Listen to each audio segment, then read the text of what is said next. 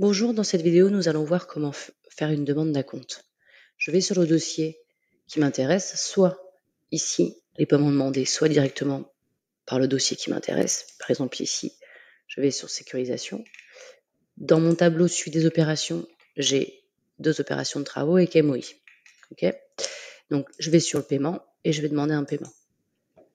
Donc là, on vous demande, dans un premier temps, est-ce que votre TSO, mon tableau de suivi des opérations, est bien à jour?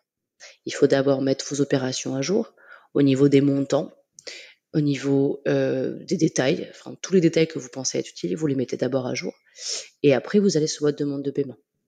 Une fois que j'ai mis à jour mes opérations, je clique sur ma demande, je choisis le type de paiement que je veux faire et ensuite ici, vous avez la liste de toutes vos opérations avec des pastilles ici. Quand c'est rouge, ça veut dire que rien ne se fait sur l'opération. Quand c'est vert, c'est que les modifications ont été faites. Par exemple, si je veux demander un acompte seulement sur la première opération, je clique dessus, je vais sélectionner le marché qui correspond à cette opération. Je saisis la date de commande. Systématiquement, à chaque demande de paiement, vous devez ajouter un mandat. Donc, moi je l'appelle test. Il n'y a pas de corrélation entre les montants des mandats et le montant des dépenses cumulées ici. Ici, vous pourriez mettre 1 million et ici 100 euros, ce serait pareil. Facé ne vérifie pas vos mandats. Facé de vérifie seulement si à chaque demande de paiement, vous avez un nouveau mandat. Les mandats sont en gras quand ils viennent être ajoutés. Si c'est une deuxième demande d'acompte, vous aurez vos anciens mandats sur l'opération qui seront, eux, grisés, un peu comme vous voyez ici, pour faire la différence entre les mandats qui ont été d'un ancien paiement et les mandats d'un nouveau paiement. Ici, c'est un nouveau paiement, c'est un premier acompte, donc je n'ai pas d'ancien mandat sur cette opération. Ici, je vais aller saisir le montant cumulé. Donc ici, vous voyez que vous aviez estimé à 160 000, donc je ne peux pas dépasser ces 160 000.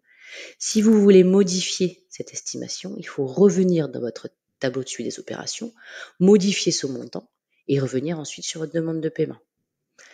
Donc ici, je vais remplir 140 000 par exemple, et puis je n'ai pas de dépenses inéligibles.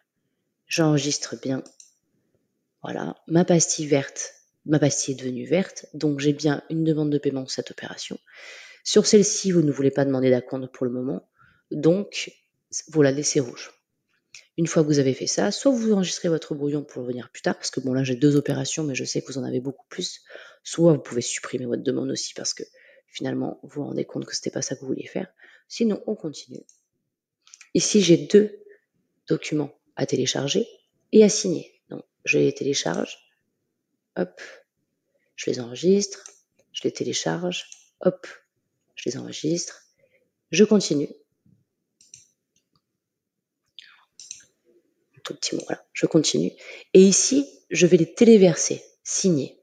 Donc, je parcours sur mon ordinateur, je choisis le document et j'ajoute. N'oubliez pas d'ajouter, ça se met dans un tableau. Idem.